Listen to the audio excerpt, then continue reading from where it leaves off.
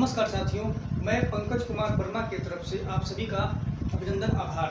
आज हम लेकर के आए हैं लघुत्तम समापवर्त एवं महत्तम समापवर्त का भाग 3। तो आइए देखते हैं। पहला आपका दिया है कि दो संख्याओं तथा उनके लसअ व मसअ में संबंध। बहुत सारे प्रश्न इस प्रकार के आते हैं कि दो संख्याओं तथा उनके लसअ व मसअ, यानी कि दो संख्या दी रहती है, दो संख्याओं का गुणनफल जो है कि कुछ दिया रहता है, उसका पहली संख्या दी रहती है, दूसरी संख्या ज्ञात करना होता है, या दूसरी संख्या दी रहती है, पहली संख्या ज्ञात करना होता है। तो इस तरह के विभिन्न प्रकार के प्रश्न परीक्षाओं में पूछे जाते हैं और फॉर्मूला न याद होने की वजह से छात्र जो है कि नहीं कर पाते हैं या मिस्टेक कर जाते हैं। तो आज उन्हीं से संबंधित फॉर्मूला लेकर के आए हैं। देखिए, दो संख्याओं तथा उनके लसअ व मसअ में संबंध क्या होता है। दो संख्याओं का गुणनफल बराबर होता है लसअ गुणे मसअ।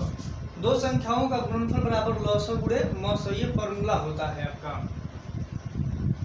अब यहाँ से आप चाहेंगे तो यहाँ पर भी रख करके यहाँ से भी सॉल्यूशन कर सकते हैं, और इसको चाहेंगे तो इसको ऐसे भी लिख सकते हैं, या पहली संख्या गुणे दूसरी संख्या बराबर लसअ गुणे मसअ। दो संख्याओं का गुणनफल का मतलब हुआ कि पहली संख्या और दूसरी संख्या दोनों संख्याओं का गुणनफल। तो प्रश्न में ऐसे भी दे देता है कि दो संख्याओं का गुणनफल 50 है, पहली संख्या 25 है, तो दूसरी संख्या बताइए। तो हम उसको सॉल्व कर लेते हैं। और ऐसे भी दे देता है प्रश्न में कि दो संख्याओं का जो है कि लसअ मसअ, दो संख्याओं का जो लसअ जो है और मसअ जो है इतना इतना है, और पहली संख्या ये है तो दूसरी संख्या बताइए। ऐसे ही प्रश्न दे देता है। तो इस फॉर्मूले में बहुत सारे प्रश्न आपको देखने को मिलेंगे या बहुत सारे प्रश्न सॉल्व करने को मिलेंगे। अब यहाँ पे हमने क्लियर बना करके लिख दिया है। ए में क्या लिख दिया है, इसमें भी रख करेंगे तो सॉल्व हो जाएगा। यहाँ से अगर पहली संख्या निकालेंगे तो पहली संख्या निकाल देंगे तो बराबर ही हो जाएगा लसअ गुणे मसअ, ऊपर हो जाएगा, और दूसरी संख्या गुणा में है तो जाकर लग जाएगा भाग में। जब भी कहेगा कि पहली संख्या निकालिए तो पहली संख्या के लिए फॉर्मूला लगा देंगे, पहली संख्या बराबर लसअ गुणे मसअ बटा दूसरी संख्या। अगर कहेगा दूसरी संख्या निकालिए तो सिंपल से तरीका है, पहली संख्या को नीचे कर दीजिए, दूसरी संख्या बराबर हो जाएगा आपका लसअ गुणे मसअ बटा में पहली संख्या। कोई भी संख्या पूछे आप क्या कर सकते हैं, इन फॉर्मूलों से आप फाइंड आउट कर सकते हैं। या अगर आप चाहें तो इस फॉर्मूले पर भी रख करके अपना रूल वाइज सॉल्व करेंगे तो वो भी सॉल्व हो जाएगा। तो एक बार और देख लीजिए, दो संख्याओं तथा उनके लसअ व मसअ में संबंध क्या होता है। तो क्या होता है, दो संख्याओं का गुणनफल बराबर लसअ गुणे मसअ, ये फॉर्मूला होता है। अब दो संख्याओं का गुणनफल में हम लिख सकते हैं पहली संख्या गुणे दूसरी संख्या बराबर लसअ गुणे मसअ, और इसको अब हम ऐसे भी लिख सकते हैं, पहली संख्या अगर निकालना हो तो लिख सकते हैं लसअ गुणे मसअ बटा दूसरी संख्या, और दूसरी संख्या निकालना हो तो लसअ गुणे मसअ बटा में पहली संख्या। अब किस तरीके के प्रश्न आते हैं, नीचे एक प्रश्न दिया गया है, देख लीजिए। दो संख्याओं का महत्तम समापवर्तक 13 और लघुत्तम समापवर्तक 1989 है। देखिए क्या कह रहा है, दो संख्याओं का महत्तम समापवर्तक 13 और लघुत्तम समापवर्तक 1989 है। यदि उनमें एक संख्या 117 है, एक संख्या यानी पहली संख्या 117 है, तो दूसरी संख्या बताइए, या दूसरी संख्या क्या है। तो देखिए यहाँ पे दूसरी संख्या पूछ दिया। अब दूसरी संख्या बराबर हम क्या करेंगे, मसअ गुणे लसअ बटा में पहली संख्या। दूसरी संख्या बराबर मसअ गुणे लसअ बटा में पहली संख्या।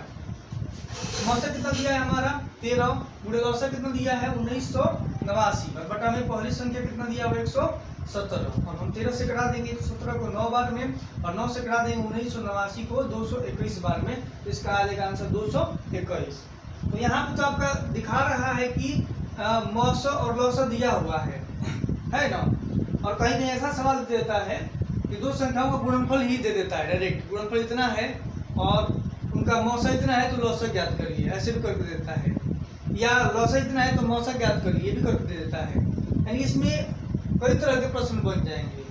पहला क्या बन जाएगा आपका, कि पहली संख्या बराबर निकालने के लिए बन गया, एक दूसरी संख्या निकालने के लिए बन गया, एक मसअ निकालने के लिए बन जाएगा, और एक लसअ निकालने के लिए भी बन जाएगा।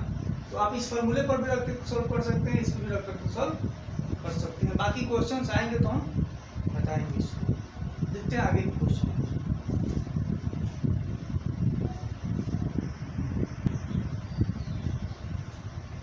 फॉर्मूला हम बना सकते हैं लॉसर। अगर लॉसर निकालना हो, अभी हमने निकाला था पहली संख्या और दूसरी संख्या, तो उसके लिए तो हमने फॉर्मूला बताकर एग्जाम्पल आप लोगों को बता दिया। अब अगर लॉसर पूछ देगा तो लॉसर के लिए क्या सूत्र हो जाएगा, पहली संख्या गुणे दूसरी संख्या बटा मौसर। और अगर मौसर के लिए पूछ देगा तो सूत्र हो जाएगा पहली संख्या गुणे दूसरी संख्या बटा लॉसर। यानी इसी में से पूरा सूत्र 4 सूत्र बन जाएंगे। अगर लॉसर पूछ रहा है तो इसका बटा ये मौसर जाके लग जाएगा, अगर मौसर पूछेगा तो इसका पूरे का बटा जाके लॉसर लग जाएगा, अगर पहली संख्या पूछेगा तो इसका बटा पूरा जा करके दूसरी संख्या लग जाएगा, और अगर दूसरी संख्या पूछेगा तो इसका बटा पूरा जाके पहली संख्या लग जाएगा। क्योंकि हमने बताया है कि जो बराबर के बाद जो गुणा में रहता है वो बराबर के बाद जाता है जब, तो वो भाग में बदल जाता है। तो इससे 4 फॉर्मूले आप बना सकते हैं, और चाहेंगे कैलकुलेशन अगर आपका स्ट्रांग है तो बिना फॉर्मूले का आप इसी पर रख के सवाल को सॉल्व कर सकते हैं। तो इसमें कैसे प्रश्न पूछते हैं, कोई जरूरी नहीं है कि पहली संख्या दूसरी संख्या बताएगा ही बताएगा। यहाँ पर संख्या छूट गया,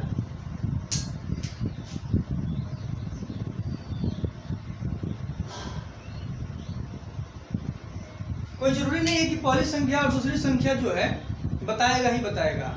वो प्रश्न ये भी दे सकता है कि 2 संख्याओं का गुणनफल, तो 2 संख्याओं का गुणनफल देगा तो आप वहां पर कंफ्यूज ना होइए। 2 संख्याओं का गुणनफल का मतलब पहली संख्या और दूसरी संख्या का गुणनफल ही कह रहा है। तो 2 संख्याओं का गुणनफल 50 है, उनका मौसर 25 है, तो लॉसर ज्ञात कीजिए। तो देखिए लॉसर बराबर पहली संख्या गुणा दूसरी संख्या बटा मौसर, सूत्र हो जाएगा। और डायरेक्ट 2 संख्याओं का गुणनफल यानी कि पहली संख्या दूसरी संख्या का गुणनफल ही कह रहा है, तो 50 लिख दिए बटा 25 घटा देंगे, 2 आंसर आपका आ जाएगा। तो बहुत स्टूडेंट कंफ्यूज हो जाते हैं कि 2 संख्याओं का गुणनफल कह रहा है और सूत्र में तो ऐसा कुछ दिया ही नहीं है। तो वो 2 संख्याएं वही होती हैं, पहली संख्या गुणे दूसरी संख्या। बाकी इस तरह के प्रश्न कहीं पर भी आए तो 4 फॉर्मूले आप लोगों को लिखवा दिए, 4 फॉर्मूले से हट कर कोई प्रश्न इसमें से नहीं आता है।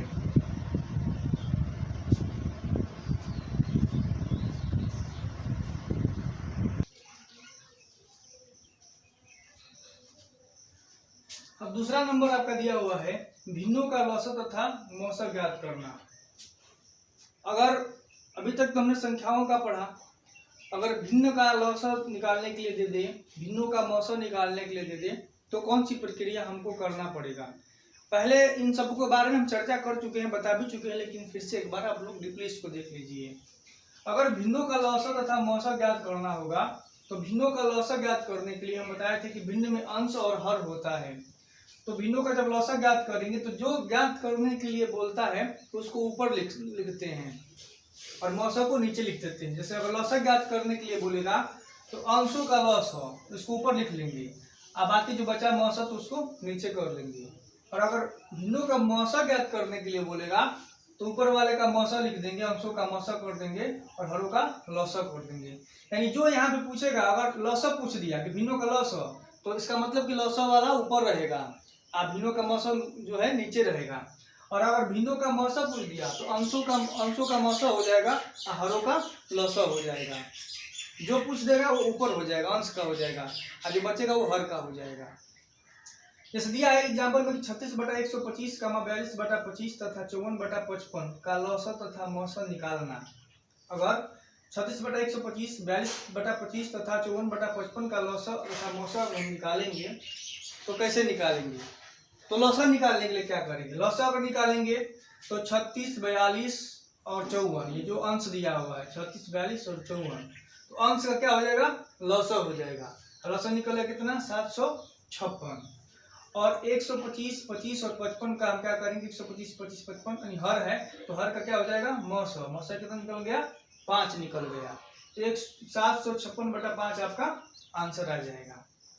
और अगर यही कह देगा मौसर निकालने के लिए तो मौसर इसका मौसर निकालेंगे तो अब देखिए क्या हो जा रहा है, 36, 42, 54 का मौसर निकालना होगा, क्योंकि मौसर पूछा है तो अंश का मौसर हो गया 6 हो गया, और हर हो गया आपका 125, 25, 55 का आप लॉसर निकालेंगे तो 1375 हो जाएगा। तो जब भी भिन्नों का लॉसर और मौसर निकालना होता है तो इस प्रक्रिया से हम निकालते हैं। अगर लॉसर भिन्नों का पूछेगा तो अंश को हम लॉसर निकाल देंगे, हर का मौसर निकाल देंगे। और अगर भिन्नों का मौसर पूछेगा तो अंश का मौसर निकाल देंगे और हर का लॉसर निकाल देंगे। अब अगला प्रश्न कभी कभी दे देता है, नोट में दिया है आपका कि पॉइंट में दशमलव वाली संख्याओं का लॉसन मौसन निकालने के लिए दे देता है तो उसमें बड़ा दिक्कत हो जाती है।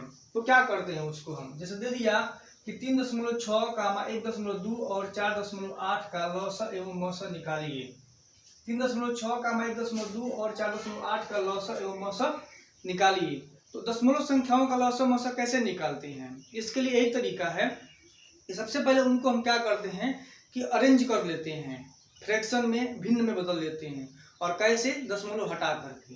तो 3.6 का दशमलव हटाए तो 10 हो गया, नीचे लग गया। पॉइंट के बदले 1 और 1 अंक है तो 0। यहाँ पे आपका 1.2 है तो पॉइंट हटाए तो 1 लग गया, 1 अंक है तो 0 लग गया। यहाँ 4.8 है तो पॉइंट हटाए तो 1 लग गया, 8 है तो 0 लग गया। यानी कि सबके नीचे क्या क्या लग गया, 10 लग गया। अब ये हो गया 36/10, 12/10 और 48/10 संख्याएं हो गई, तो भिन्न के रूप में हो गई। अब इनका लॉसा और मौसा जो निकालने का जो सूत्र दिया है उस सूत्र पर रख के हम निकाल सकते हैं। तो जब भी दशमलव दे, दशमलव संख्याएं दे, उनका लॉसा निकालना हो या मौसा निकालना हो तो एक ही तरीका है उसको पॉइंट को हम अरेंज करना हमको है, अरेंज करके उसको और पॉइंट दशमलव हटा करके और उसको भिन्न में बदल करके तब सॉल्व करते हैं। जैसे इसको हम सॉल्व किए हैं तो 36, 12, 48/10, 10, 10 का लॉसा बटा में 10, 10 का मौसा, क्योंकि लॉसा निकालने के लिए कह रहा है इसलिए हम ऊपर वाले का क्या करेंगे, लॉसा करेंगे